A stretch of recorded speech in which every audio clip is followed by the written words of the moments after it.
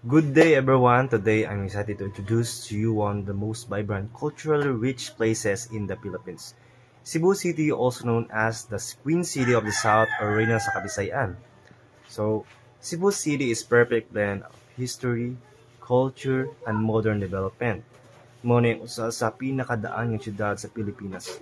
Pero at the same time, usa po ni sa pinakauswag nga urban center sa nasod. It's city where you can see historic landmarks, though standing side by side with modern skyscrapers. Makita nimo ang karahang simbahan, heritage sites ug Spanish-era structures nga naara gudto pa sa business district, IT parks ug high-rise buildings.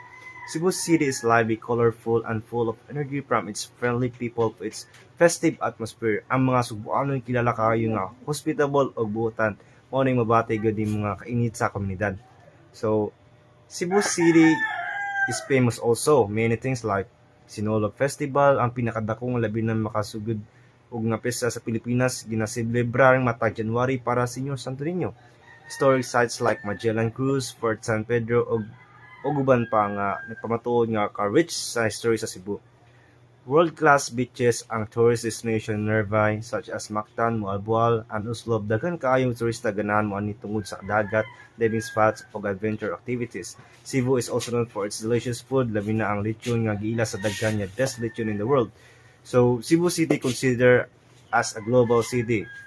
It has strong international connection through the Mactan Cebu International Airport nga nag-connect sa Cebu sa ubang countries like sa Asia ug sa kalibutan.